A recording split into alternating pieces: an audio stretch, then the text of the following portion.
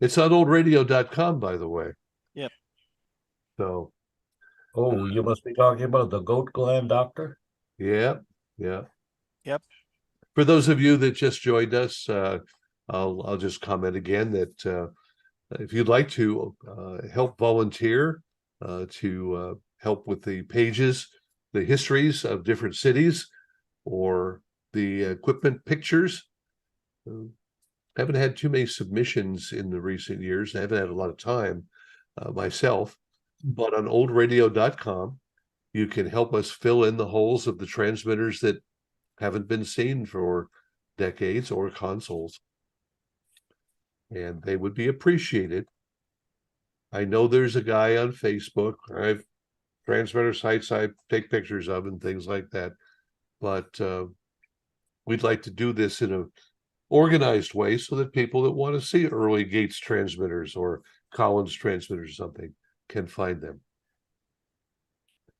All right, we talked about the need to get your NPT report in. We need to get EEO and ownership.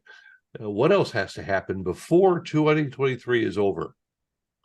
NRSC. NRSC, that's one right there. Those that have AMs, I don't. So if you have an NRSC, if you have an AM that has not had its NRSC this year, you're running out of time, and that needs to be done. How about your fourth quarter tower lighting inspection? Anyone know what's involved in that? To count the flashes? That's part of it, yes. Make sure that your photo sensor comes on at the right time, because all too often people don't know when the lights go on and go off. Some of the automation system will record that, but if you, especially if you don't have the newer stuff, if you're all grandfathered in and one light goes out, you might not know that. So it's good to check that out, the lighting control system. Is it okay to leave your tower lights on 24/7 rather than using a photo cell? Sure, I why think not? Why not? Why would that be? it's if funny. you've got incandescent, I gave them on a beacon not flashing, and it was during the day, and I had left the lights on because the photo cells were broken, and I went out and changed it while the inspector was there, but he wrote me up anyway. Good months back, if you remember him. if you have incandescents, you'll be changing bulbs more often. They're they're LEDs now. Oh, Yeah, you the might ones. be all right there. And that brings up the issue of LEDs and strobes, because you have to have different setup day and night.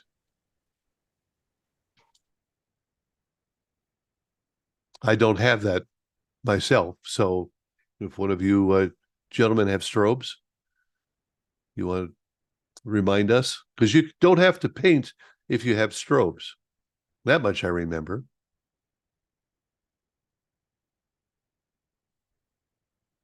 I think it has to do with the strobes at night. You have to have You it have so to that have a certain illumination at night, and you have to have a certain illumination during the day.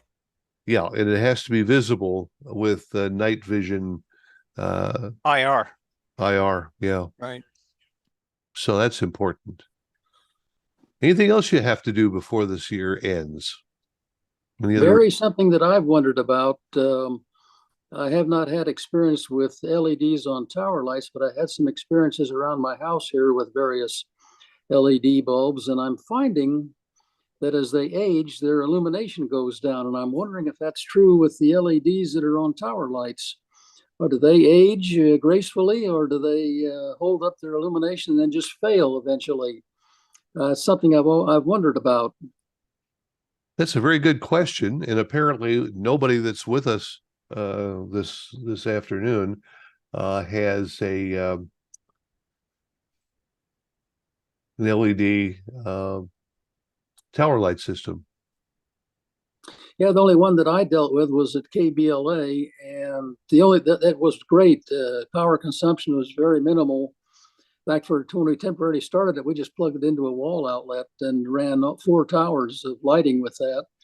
But the only thing that ever failed, I think, was caused by a lightning strike. We had one tower up, one light on top that failed, but I think lightning got it. But here at home, I'm noticing like little night lights. When I first bought them new, they were so bright I had to put something over them to keep them from over illuminating the room at night. And then after a few years, I noticed that they've dimmed down to where now I don't have to do that anymore. And I thought about tower lights if they do that also, but I don't think anybody has any data on that. Well, I'll tell you what, I just written this down. It's a topic that I had tried to get going earlier this year, last year, with a couple of the companies that supply them. And I had some promises, but nobody ever came through to come discuss it with us. But we will do that in the coming weeks. Great. I took a class about 12 or 15 years ago on LED lighting for towers, and the salesperson mentioned that the engines that are driving the LEDs there was a feedback loop to assure that the current going through would make up for any dimming of the LEDs over time. Okay. I think it would be probably a design aspect, and that over the years the systems have changed, and probably they're a little more cognizant of things that do happen over the period of time. Yes. Yeah, we asked the same question that that Marvin did. What happens? Do they age out? What happens? And what's the expected lifespan and replacement of these? I don't think you're going to get the 40 or 50 years that some owners think they're going to get out of a transmitter. I don't think that's going to happen with the light bulbs. I have some data on that. WMCA center tower has an LED on it that I think's been blinking for 20 years now, 24/7. So really, That's pretty good. They normally say the life expectancy is about 15 on the bulbs, on the LEDs, the beacon. thank you, Mary. I appreciate that. I didn't see you come in, or I would have pointed out that Broadcast Depot is one of the good folks that help support us here on our I lunch. snuck in on you a little bit late. It's all right. We're glad you're here. But yeah, in incandescent bulbs, a lot of stations, they were accustomed to changing that every year or two. And you go 5-10 years, and the management seems to think they can go on forever. But again, Incandescent, it kind of depends on the brand that you buy. But yeah, you're not going to get 15 years out of those at all. are you saying something about a Chinese light bulb? It does depend on the brand that you buy. Yeah. Well, I had two beacons, a bulb in each beacon, go out over the weekend, mid-level and top, which kind Good of. thing you had some on the shelf. I was going to say, I'm now going to have my guy climb and change those. Well, that's the other thing about the LEDs is that, like, not having to do that so often, your climbing fees are a lot less. So the upkeep, like, you're going to pay more up front for them, but the extended life of them, you're ultimately going to pay less. And management doesn't always understand that. No. And at the same time, when you talk about the upfront cost, if you're changing the incandescents out every 2 years, let's say, that also essentially includes a tower inspection. Right. Which you wouldn't have for 15 years if you were going 15 years. But Stu, tower inspections have become a lot easier than what they used to be. True. I mean, especially with drawings, and I mean, they're less expensive if you want to do just a quick overview with a drone. Yeah, drones and binoculars, Yeah. infrared cameras, a lot of possibilities there. So, Stu, you have a combination of LED and incandescent on the towers there, right? Well, I don't work there anymore, but it's been 3 years. But at WNYM, which was in Hackensack, that used to be WWDJ, we had LEDs on all three towers, and the side lights were LED. And at WMCA, the center tower was the only one that was lit. The other two had beacons on them, and they could be lit up if it worked. We never tried, but they'd been off for years. Somebody got a waiver to turn them off, and way before me. Oh yeah, we used to driving into Tucson at night. There were two transmitter sites, one with 5 and one with 3 sticks right across the street from each other, and it was always welcome home as I approached the city. And the 5 sticks were delit because it saved them money, and there's 3 now, so that's it. But you raise an interesting question here that comes to mind about tower lights and maintenance. We looked at the tower. Maybe again, somebody may have better knowledge than I do on this. If you are painting your tower, you are supposed to go a mile away and be able to discern the bands.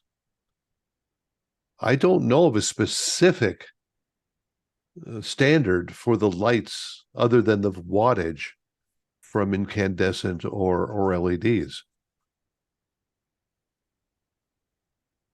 That's probably out of your ballpark, Mary. But this would be something that, yeah, if Marvin's comment about light fade, maybe it would be worth having a meter to measure the light over a period of time. Yeah, I don't know that. Well, now I have to find out. Do you sell meters? I do sell meters. Now you got me wondering. Let me do some searching here. All right. Anything else we should be doing before the end of this year that comes to your mind? Now, we talked about winterizing a couple weeks ago, so I'm not sure that that's what I want to talk about. But there are things that we should do in terms of making sure the site is ready, because you're not going to do any construction until the spring thaw, except in a few cities here and there. So it's more a matter of inspecting and getting your things ready. And there's brings us to 2024. Do you need to make any adjustments to your maintenance log system, to your transmitter log, your station log? Someone just today asked me for a copy of an EAS log, a station log. And there are people that simply remember that it's in their Sage or DASDEC memory. But should you be printing out your EAS logs periodically?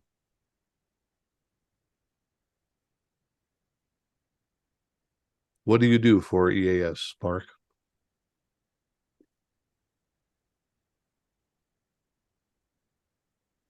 Trying to find my unmute button. Yeah. Okay, I'm unmuted. I do everything electronically now.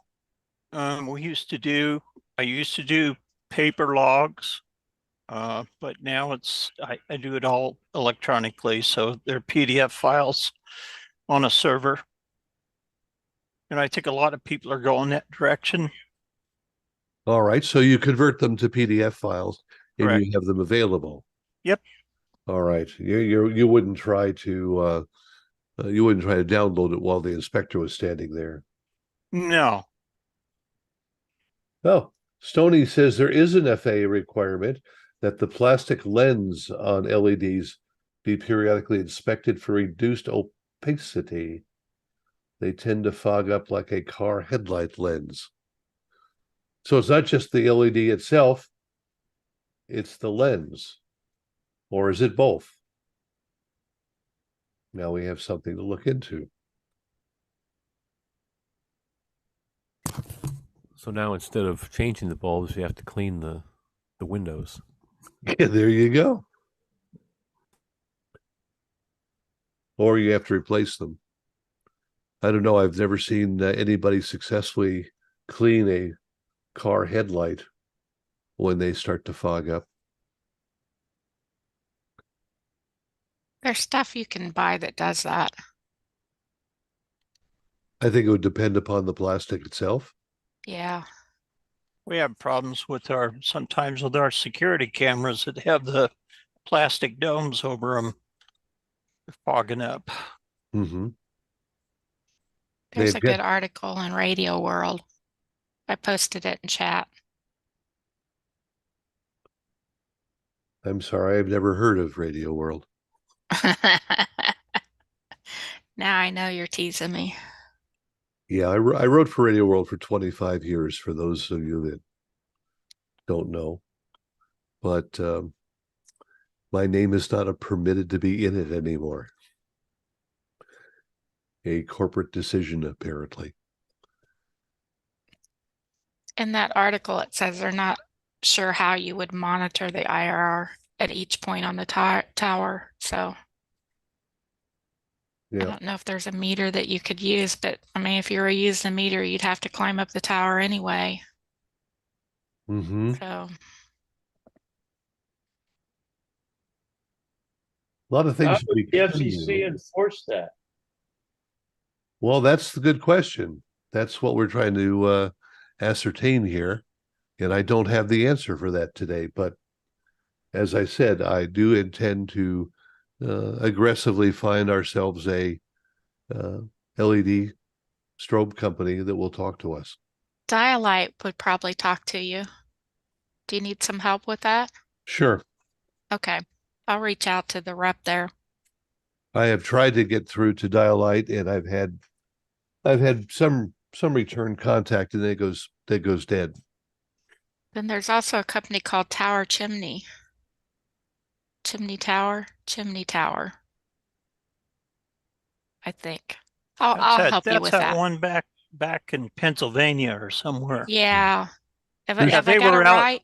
Is it Yeah. Tower Chimney I think so. or Chimney Tower? They were out at our show a couple years ago. There's 3 or 4 of them. We'll find one, and we'll book them. Maybe we'll book 2 of them. We'll book them, Dano. I'll help you with that. Great. Let's work on that together. So getting back to the maintenance logs and things, a lot of people have given up on maintenance logs. I don't know. I keep notebooks out at the sites. You try to note, changes that have been made, or if a tube's been changed or something. Of Mhm. course, now we're going all solid state pretty much with everything. So I guess we'll make log entries. We blew the flies and dust out of the transmitter or something. Well, I'll raise this issue.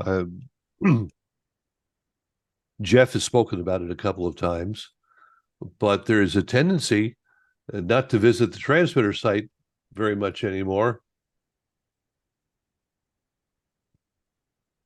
Transmitter's on the air, no need to visit the transmitter site. And by the time they actually get out there 3, 4, 5, 6 months later, animals have eaten holes in the wall, or filters gotten dirty, filthy dirty.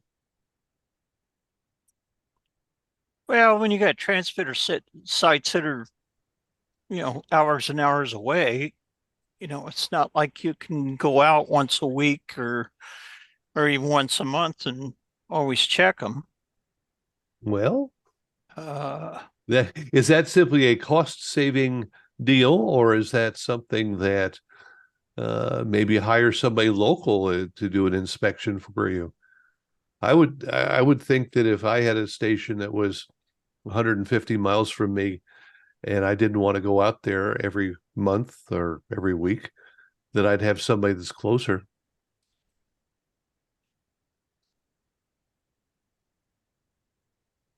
Well, sometimes that's easier said than done, trying to find somebody that Yes, wants to take the time to go out there. yes, absolutely.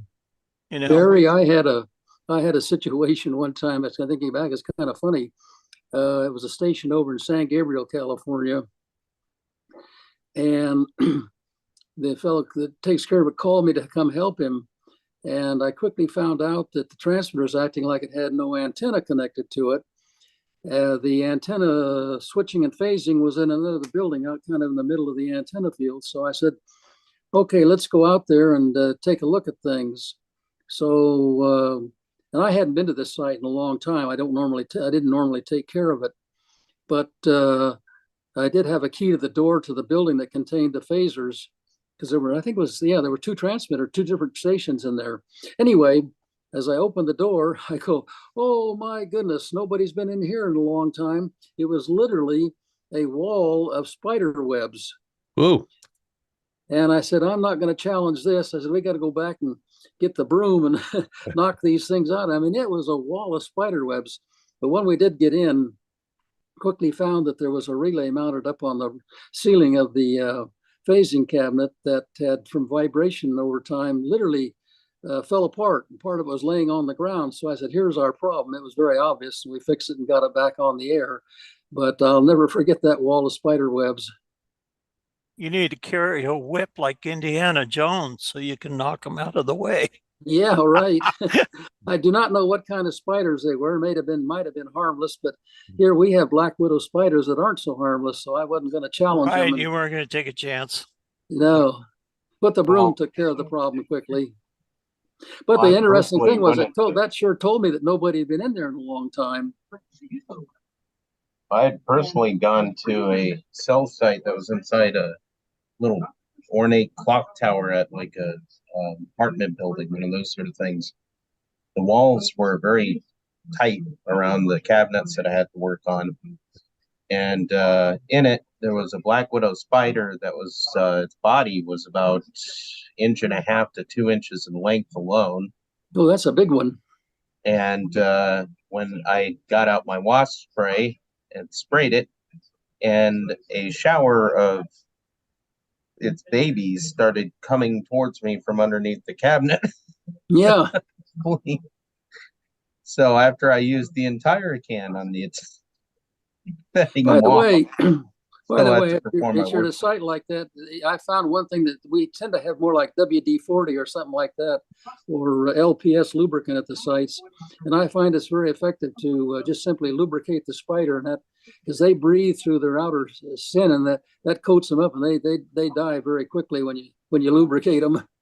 Well, I've had friends that used to use WD-40 to kill wasps or whatnot, but my experience was if you don't get them all, which is often the case, then I'd go to revisit and they'd remember, and I'd get the brunt of that.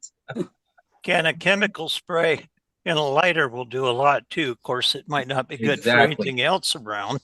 Kill it with fire. Yeah. Well, I just pointed out. Although some wasp sprays now, they actually very cleverly, because this is what I always found, they have I guess now they don't affect electrical components now, which is very handy, because in cellular, if there was anything high voltage or high RF, it seemed like they really like to make their nests in it. And then you're stuck with, well, gee, I can't spray it here. Yeah. And not just spiders. Just think about the snakes and the other critters. I've come across rattlesnakes at some of my sites too. It's very typical in the high voltage transmitters where you go off the air and you find that there's a snake or a squirrel or something wrapped around the high voltage transformer. Yep. Barry, that happened at KRLA out there in South El Monte when it went kabang one day and we kicked off and came back on. That next Sunday night when we did maintenance, we found the dead snake in there. He'd gotten up against a high voltage bus bar somewhere. Is that while you were still manned out there? Still what? You were still manned on the site? Oh yeah, yeah. So in other words, the animal can get in even if there's somebody there. Well, he came in through the trough that comes from the outside that brought the transmission lines in. I'm sure that's how he came in. And then he came up into the amplifier for the old 50 kilowatt water-cooled transmitter, the old Continental that we had there at the time. By the way, that site is pretty much all gone now. The building finally burned down, and I got a report recently that the only thing left there is the cement slab from the South El Monte building, because they moved it all over to Irwindale. But the old site is, the remnants are fading rapidly. Hmm. While I'm thinking of it, anybody that is wishing to join our discussion here, all you have to do is press your space bar or alternate A to unmute, or you could also use the little bottom bar there and raise your hand, and that would give me a chance to call on you. Well, Barry, I have none of that in my iPad, so I don't know what to do. Sledgehammer, I think, or an iPad. Never mind. So, okay. So now we have setting up a schedule, a protocol of maintenance visits so that you don't end up providing Marvin a field of spiders. And that's good to do. What about the fence around your property? Access, fence around your tower. These things tend to have difficulty getting through the winter, and they need to be checked out each year. Lubricate the locks. Lubricate the locks, yes. In other words, it's not just a matter of winterizing, it's a matter of making sure that they're kept in good operating condition. You also have to actually go the whole circumference of the property if the property's fenced in, because I worked at one place that thought everything was good because the gate was all standing, and I went around the corner and sure enough, the fence was missing. Yeah. Yeah, I've got some pictures of a location here where on the backside there was a cut in the fence, and there was actually, yes, a couch and table inside the fence. Somebody had set up a little camp inside. And you don't want that to happen either. If they're there and they're getting hungry, they might just find some copper that they want to cart off. If it's an AM site, that could be a real problem. All right, next item. What, as you look toward the next year, should you schedule in advance? Schedule your NRSC. Get it done earlier next year so that you don't have to worry about it. You could schedule the tower inspection. In other words, use the time early in the year to make a maintenance checklist. And I think we've posted one of them on the BDR, and we'll probably put another one up there so that you know what to look for. And each station is different. You've got stations that are on the ground level, AMs. You've got stations that are on top of a building. You've got stations on top of a mountain.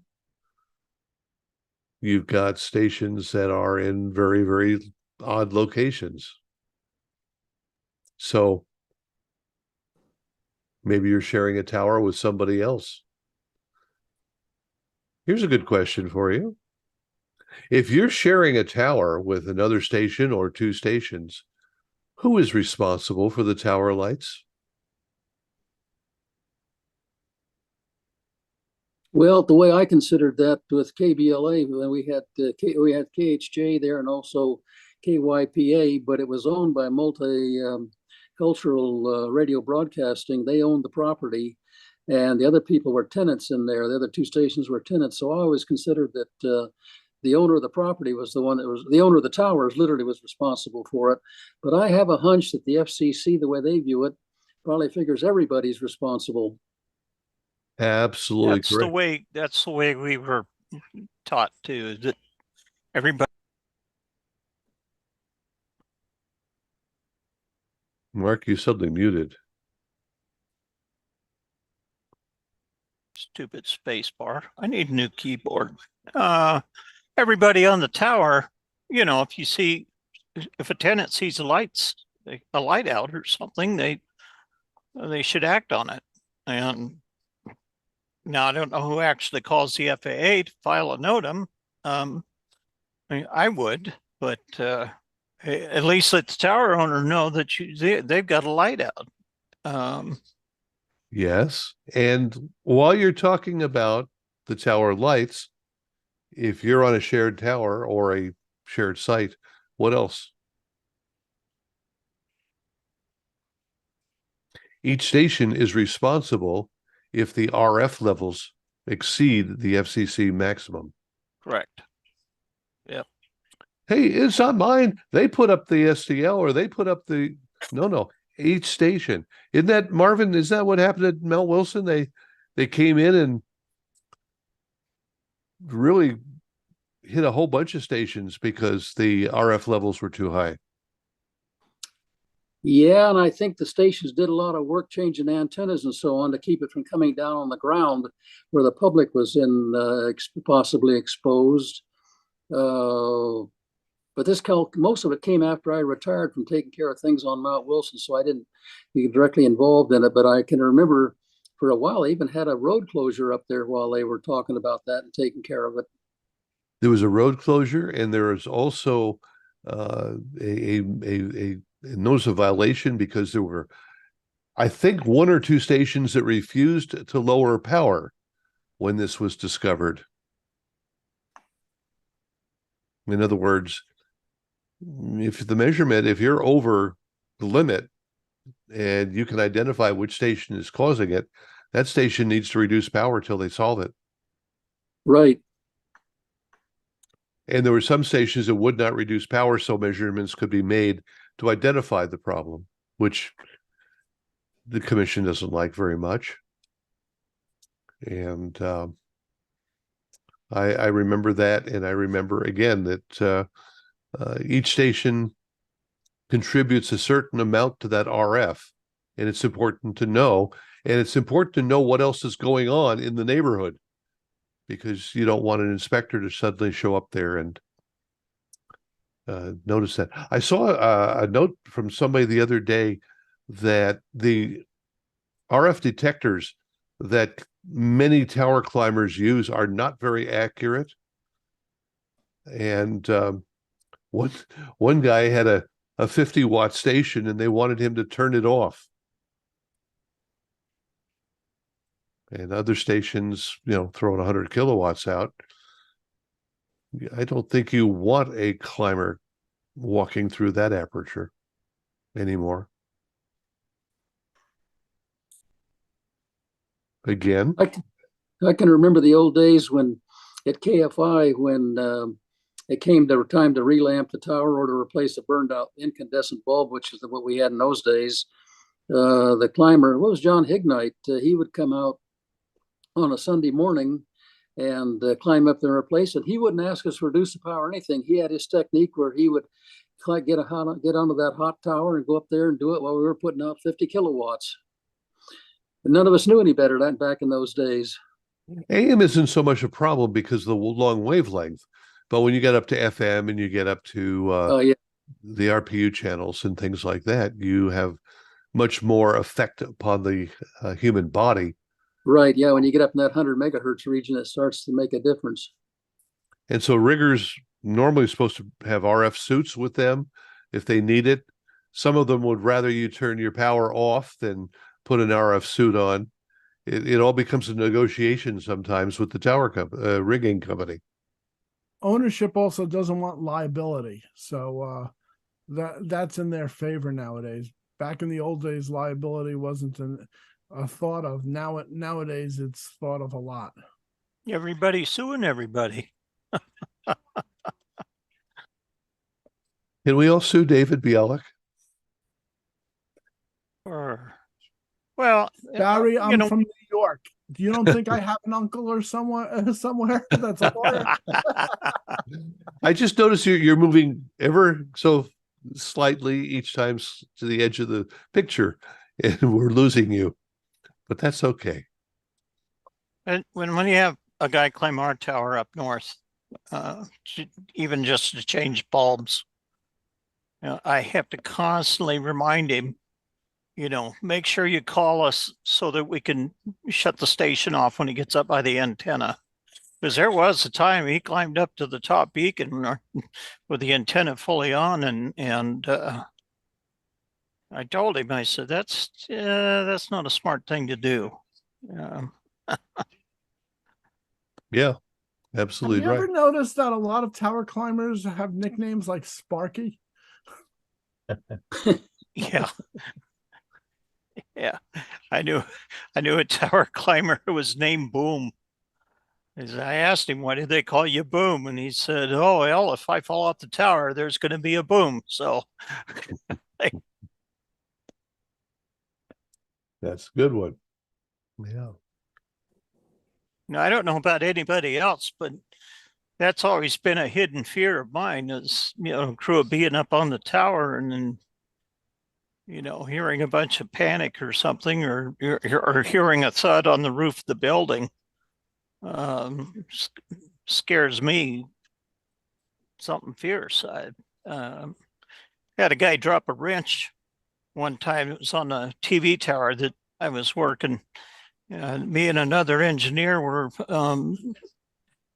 doing some tests on the transmission line. One of the guys dropped a wrench from up there and it hit the roof of the building. Well, from about 600 feet, it sounded like a body hit the roof, and we both froze and looked at each other. And he got on the radio and he says, I want to hear all three of you answer me back. Fortunately, all three of them answered back, but then the one guy finally fessed up and said, sorry, I dropped a wrench. Yeah. Well, on the old World Trade, whenever there was anything going on, there was steel mesh to prevent any of the tools from being dropped.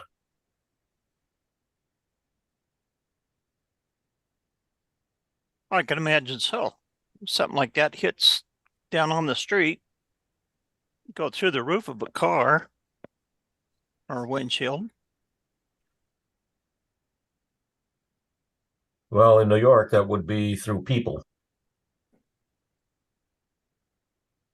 Oh, and just in cellular, we used to work underneath the tower crew while they were putting up the cellular rooms on the outdoor cabinets, the MMDS cabinets that Sprint had. But that all stopped when a buddy of mine, we used to make fun of him because he'd wear his helmet to the bathroom, one of those sorts. And I would just wear my cowboy hat to keep the sun off of me. And while I'm wearing my cowboy hat and he's wearing his hard hat, I hear this knife, knife, knife. Somebody had dropped their knife, just one of the little splicing knives like this one. It's kind of phasing out. And is blunted around the tip, but it was far enough that it actually pegged in my buddy's helmet and came about that close from his scalp. I said, yeah, we're not working under these while they're here anymore. Anything dropped from a couple of 100 feet is certainly not without its danger. Had a tower crew that dropped a bolt or something like that from 500 feet up, went through, we have a wooden frame building, smashed through the roof and through the ceiling and embedded itself into the concrete floor where there's still a scratch still visible.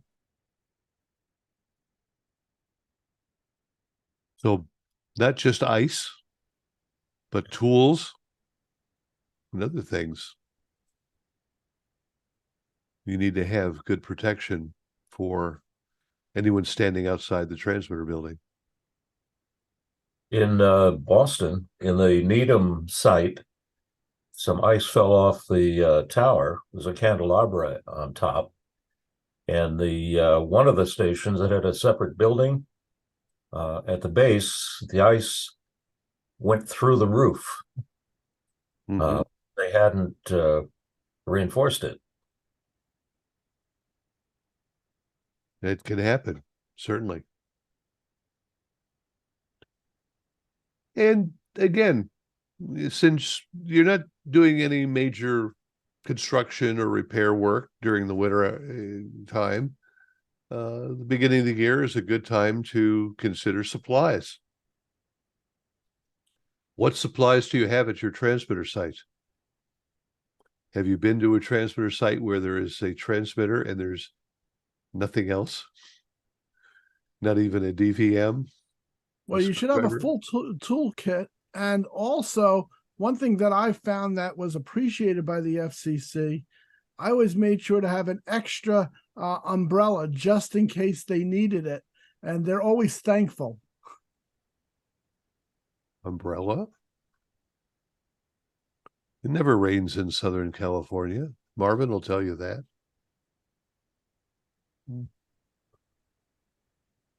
Or is it to protect their heads from falling stuff? No, They don't allow it. I had the inspector come out in the middle of a rain, and sure enough, a rainstorm started, and he was very happy when I handed him an umbrella to get back to his car. Well, good. Good for you. One time at Walmart, they were selling, I'm going to call them ladies' kits. Hammer, basic toolkit for ladies. Let's just call it that. But they were after Christmas sale, blah, blah, blah. They were $10 a piece. I have 11 sites. I bought one for each one of them, stuck one at each one, just in case you get there and go, oh no, I need XYZ, especially the hammer part. Because you always got to beat something up. Very good point, Chris. I like that. And one of the things that, again, I've made some contact with a couple companies. It's a little harder to do today than it used to, unless you go down to Harbor Freight and you get what you get. But getting a good set of tools for your site. Okay, some guys have it in their truck. It's they don't go anywhere without all their tools. I tend to throw a toolbox in the trunk of my car. But you get out to a site and inevitably there's something you don't have. Could be simple as a wire cutter, could be something like a connector pressure mount. Or the handle to your Exolite blades for your screwdriver. You have all the blades and you don't have a handle. Mm-hmm. Sure. One thing I found that AM sites, directionals, having a couple of hand tools at the base of each tower was handy. When you got out there just doing an inspection, you found something you needed to, I don't know, tighten up. Exactly. Yeah. Exactly. And I'm thinking too, as you think about these things, and that includes toilet paper, water, some emergency food. I've never been stranded at a transmitter site for a long period of time, but there are people that have been. And most of them, some of our Washington. Some of our mountain sites in Colorado, even at KREX, the TV station that I work for out in Grand Junction, on Grand Mesa, which is pretty high up there. It's over 12,000 feet. We kept MREs and water and even some fuel like kerosene and stuff. So you'd actually have light and have fire if you needed it. And one thing that's a 21st century need now, you need a phone charger cable and hopefully a charger, just in case, because half the time the landlines won't work. Well, it's been that way for a long time. It was a mountain site halfway from here to the border that I find myself at the top of a transmitter, and the battery would go dead in the phone. Started to carry 2 batteries. I was thinking toilet paper myself, but okay. And something Rich Mertz taught me to have at every transmitter site. In Home Depot, you can get the bag of rags. They come in handy. Yeah, we probably should put together a list of items again. I think it's time to revisit that. I normally carry a couple of 6-inch adjustable wrenches in my front pocket, along with one of those Harbor Freight screwdrivers that's got 6 screwdriver bits and 2 nut drivers. I would show you on my video, but my video doesn't seem to want to work right now. Well, that's where you need the sledgehammer. Or a greenie. I've got. I never go without my greenie. In fact, I panic if I don't have my greenie. A lot of people are that way. I still have a pocket protector, but I don't use it very often. On the other hand, I got a whole bunch. I guess I ought to bring these with me to the NAB this year. Got a whole bunch of those little multi-tool things where you've got a knife and a plier and a screwdriver. Those tools I mentioned, I carry in addition to my Leatherman tool. Mm-hmm. Is that one that I gave you? No, that looks blue. It looks like it's a different one, Mark. But yeah, I've got a whole pile of them here.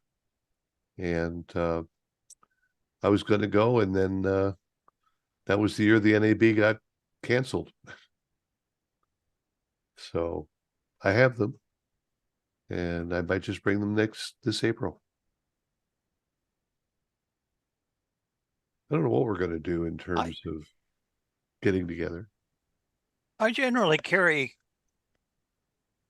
well, my wife gives me a rough time, says I carry everything but the kitchen sink, but I got a couple bags of parts, like connectors and the small parts that you would need, crimps and that sort of thing. And then, of course, tools, you try to carry everything that you can think of. You used to carry a lot of just standard size tools, but then I learned real quick that a lot of things are metric in this world too. So now I carry both metric and standard. I do carry a master key, a set of bolt cutters. Never know when some other tenant on the site's going to lock everybody out. You've got to cut your way in.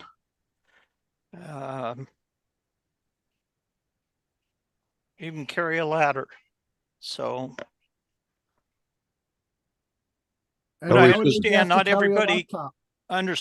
Not everybody has a truck either. I think you mentioned you have a car there, Barry. So obviously you're not going to carry a ladder in your car.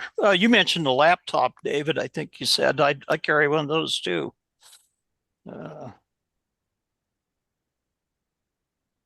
was the last time you used the bolt cutter? Been a long time. I think people got smart.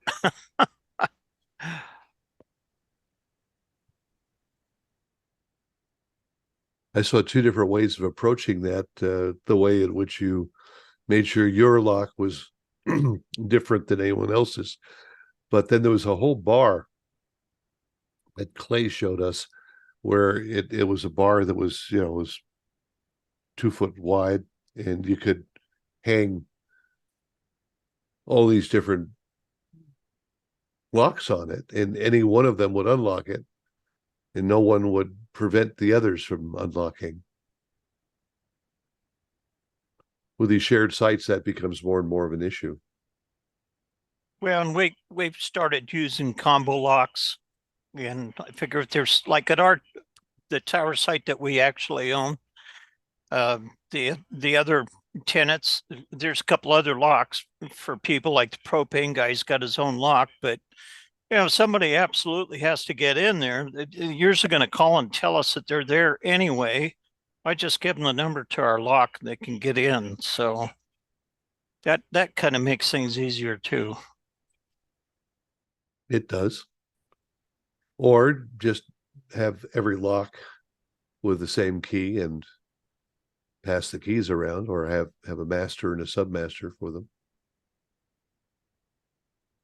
I guess a lot of it depends on how often you have visitors to the site. If it's the electrical company coming to read your meters. Yeah, the beauty about a combo lock is, though, you don't have keys to lose, or somebody duplicates a key for somebody else that you don't know about. Mm-hmm. So the combo locks, I think, are better. And depending upon the layout, we now have all these Wi-Fi locks and other locks that can be reset at a distance. Dan makes a very good point here. Dan, can you open your microphone and tell us?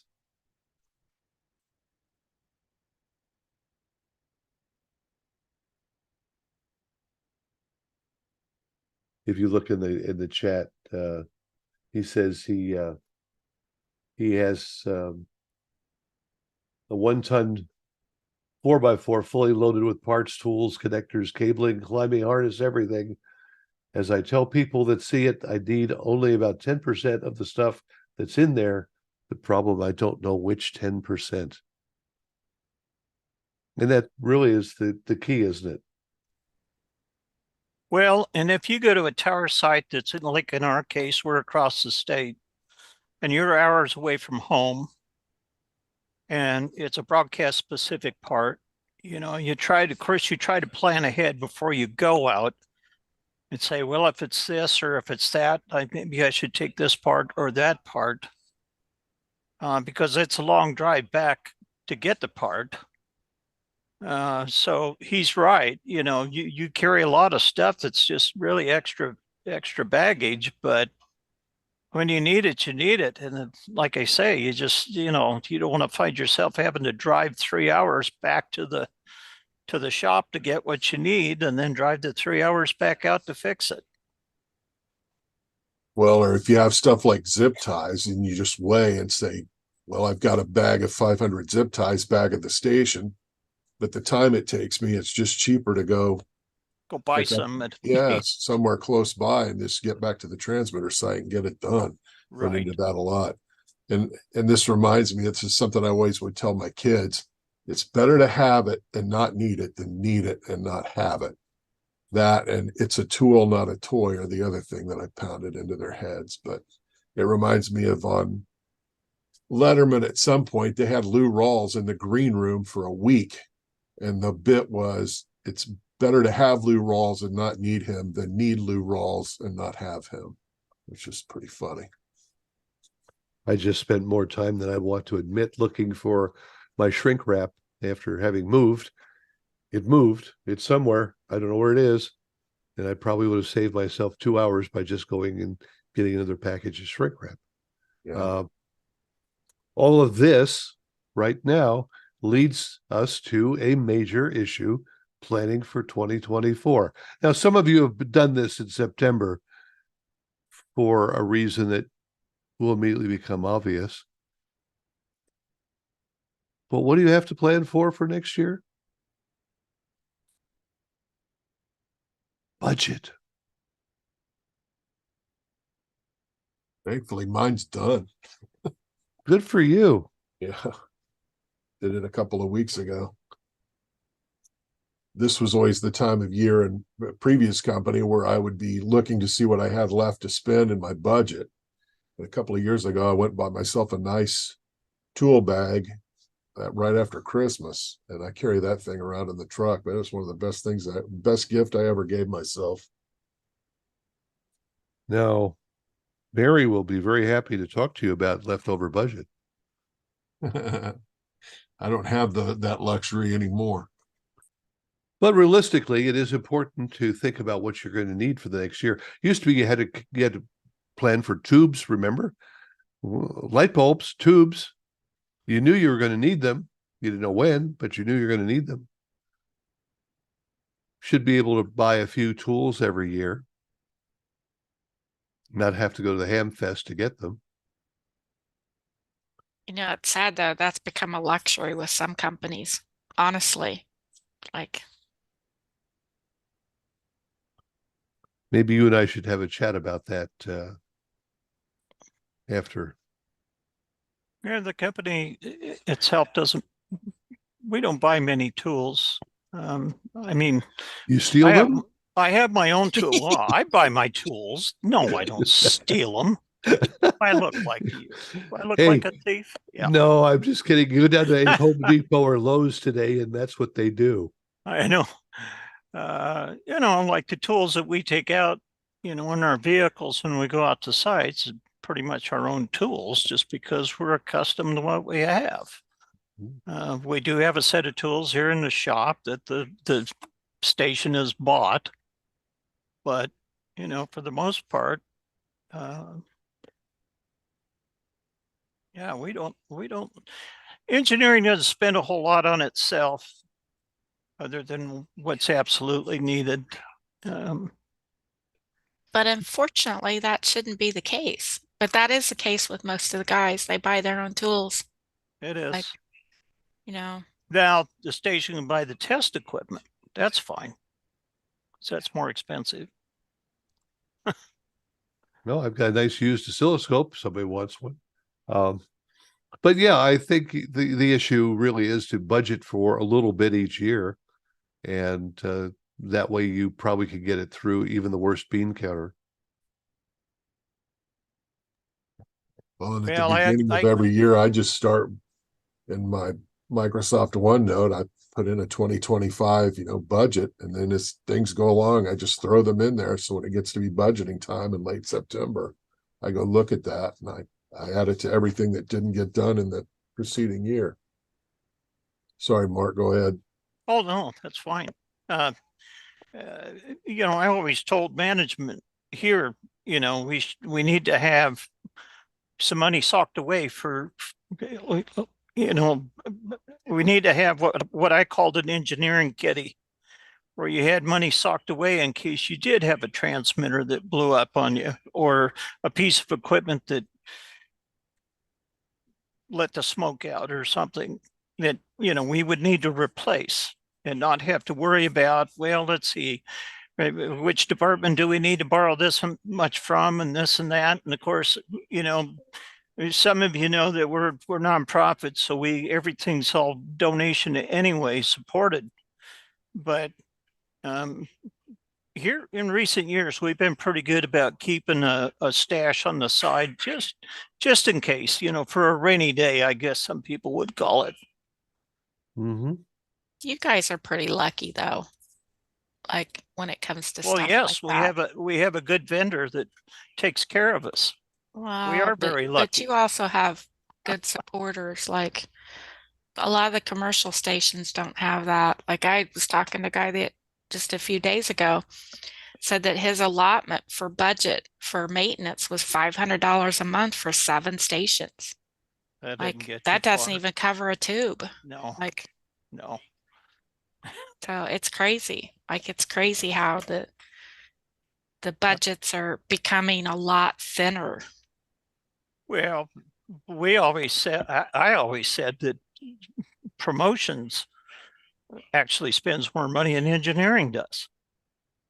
All the stuff they get to give away. Well, we'll get the program director to buy a toolkit to give away, and you get it. And I would, yeah, absolutely.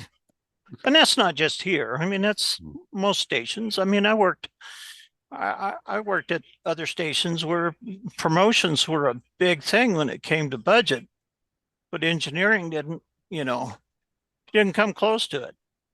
But that's the concept of engineering versus promotion, that, promotions will make money. That's the idea. Like, that's the concept that they have. And Well, engineering just costs money for the station, even though engineering allows the station to be on the air. Right. They see it as sales is the fountain and engineering's the drain. Used to tell a salesperson a number of years back that if you can sell dead air, I'd like to see it. That's a good statement. Yeah. Well, seriously. I mean, he got into a bit of a spat with me one day over the fact that sales was more important than engineering. And I said, okay, if that's the case. And I said, well, shut the transmitter off and let's see if you can sell dead air. Actually, I've known salespeople who actually did. They sold side off. Yeah, I've known a few salespeople that could sell funeral homes, and this moment of silence brought to you by that's exactly what they did. Barry's Funeral Home and Parlor. Oh, sorry. What are you, a WKRP? Well, it is turkey time. That's right. That's right. Don't forget to watch the episode.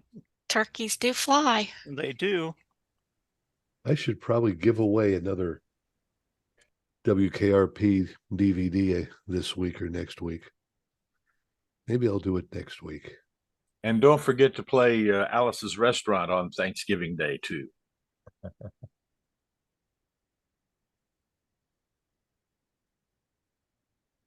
We do, by the way.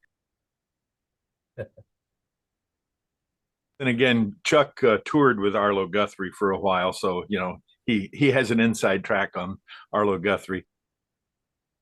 Oh, and heck, while we're at it, if anybody's a deer hunter in here, why, Turkey Point Buck is a good one too.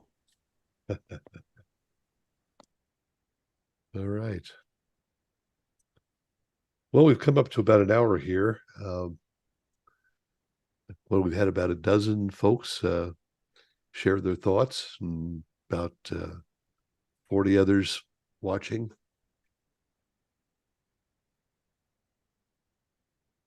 I think it's a good discussion. When I was working for Univision, I had like 7 transmitter sites, most of them mountaintop things, and they all had UPSs. And I kept a spreadsheet that I kept on my computer that listed, the model number and, what kind of batteries it took and how many and all that kind of stuff. And I noted when I changed the batteries and when I needed to change the batteries. And one of the things that I thought was important, especially once I discovered it, was the other thing that I kept on that spreadsheet was all the little batteries that are stuck in gear, all the 2025s that keep the memory hot during power outages and things like that. That you never see them because they're tucked in a circuit board that you have to remove from a transmitter to change that battery. But they can be crucial. So. Very good point. And don't forget the 9 volts too, and the older transmitters that are buried. Yeah. I've been burnt before. Yeah. Thank goodness for LEDs. Well, if any of you want to send me a list of things that you would use the beginning of the year to plan for, I would appreciate it. Probably turn it into a little check sheet for folks to share. If you have any other thoughts about getting ready for the next year, ways in which to get the money from the GM, short of, walking in with your hunting rifle. But that's a key point, as Mark was saying, that too many stations, the engineering department is viewed of as a cost rather than a income factor. I've heard guys say, well, let me go rent the tower space out to somebody. I'll generate income. I remember many, many more years than I want to admit. I went out to a hi-fi shop and I traded out speakers for the control room. Got them a client they didn't have. GM was very happy. They used up the airtime for the speakers very quickly, and he now had a paying customer. But I don't know that that's something every tech or IT guy wants to get involved in. I think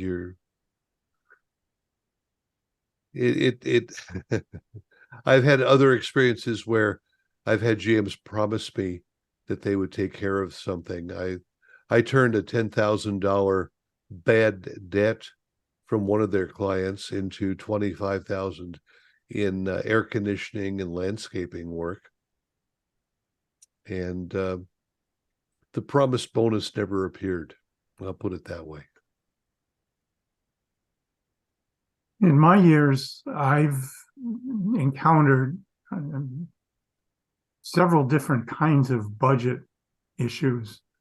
When I was working for Wichita State, come the end of the fiscal year, and there were a few years when the president would call and say, I've got money in what is essentially his slush fund that he hadn't spent, and he wanted to spend it because if he didn't spend it, the legislature wouldn't give him that much money the next year. So I always kept a list of things that I wanted to buy when that situation happened in my desk, so that when the GM said he's offered this money, and I can say, okay, here's what I want to buy. Didn't have to do any research or anything because that had already been done. The other thing with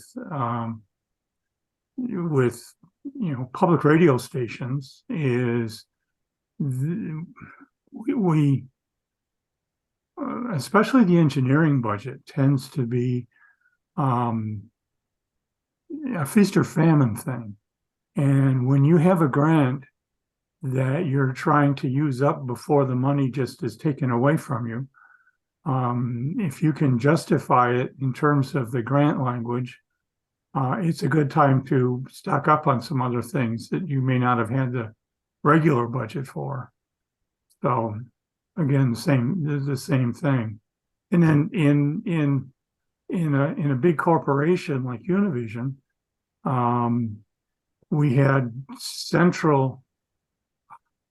a centralized capital expense that was controlled by the director of engineering. And so we discovered one way around that was to, if we wanted, the situation was remote controls. We wanted to replace all of our remote controls, bring them up to date. And so what we discovered was we could get away with ordering the pieces separately, and then putting them all together when we got them all. And that way it came out of an operating budget instead of the capital budget. So it was interesting. It was an interesting 50 years. Mm-hmm. Well, thank you for that. Yeah, it's interesting. He mentioned the word justify. It's kind of the way it is here. But I make it a point to make sure that the GM understands this is why we need it. This is what it's going to cost, and actually make it justifiable to be able to purchase that. And I guess that's kind of came up through the years with me from other work in other stations, is you had to justify the reasoning for spending that kind of money. Well, just like with your car insurance, you want to be able to make sure you can stay on the air. And that requires generally to avoid as many single points of failure as you can. Have spares of, I mean, ideally, spares of everything, including an STL or console or anything like that. I started out in a 1 kilowatt day timer with a 2-tower array. And the general manager, when he hired me, he said, anytime you want something, all you need to do is justify it to me, and I'll see that you get the money for it. So never ran into another GM that said that to me. So they do vary, don't they? Yeah, they do. We had a big rocker here that had like a 60 share, and they now back in 1980, $1,800 a month was the parts budget for the engineering department. And this guy had everything, four deep, from tubes to transistors to resistors, everything that you can imagine. And if you needed something and you didn't have it, he was a nice enough guy that you could go borrow it because he got 4 deep and he didn't worry.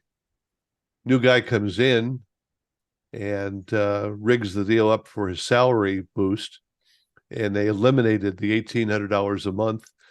It was $25 you could spend in a month without permission from headquarters. Let's put it this way. When that job was offered to me, I didn't take it. I remember that somebody was working for one of the big companies in LA, and the corporate was set such that if you wanted to buy a box of pens, it had to go through the CEO's office, that kind of approval. And that's a company that I wouldn't work for. And they are out there. Yeah, they are. Well, I'm blessed, I guess, because I do have a company credit card, and I've never ever questioned what I've had to spend on it. Well, you haven't tried to put a air flight to Bahamas on it, have you? No, but somebody did try to book a trip somewhere. Somehow got the information on the card and tried to book a trip. Well, we caught it quick enough, and we were able to stop that in its tracks, but not me. You have to be I don't have the nerve. I don't have the nerve to do that. They take real good care of me here. I couldn't do that to them. You have to be a Supreme Court justice to do the trip thing. Oh, good one. Well, it's another instance where if they would allow us some discretion, sometimes you can actually save the company money, because if there's something you need or anticipate and a vendor has it on sale, you can strike and get that, especially in the era of where they have a 1-day sale on something. And precisely. Absolutely. Absolutely right. When you have to step down from whatever it is you're working on to go research what you need, get a quote. If they're not a vendor, get a W-9, turn that in, and then get a purchase order. It's a process, and that's what some of these corporate things are mind-numbing. Well, at WOR, all you had to do was to ask Rick Buckley, and chances good you get it. And he was the top guy. Yeah. I was discussing with a friend the other night. We went through 3 different GMs, or I went through 3 different GMs when I was at one particular cluster.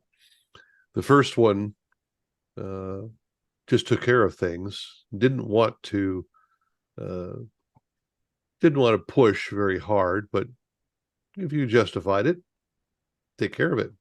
Second one really respected the tech guys, and he was always asking us, what did we need? And unfortunately, the GM that followed during a transition here, he didn't want to spend a dime. He kept telling me that there was no budget. But that's a problem. We all get into that because we want to save money for our ownership. We want to be responsible users of the cash flow, but sometimes we choke ourselves, and we shouldn't.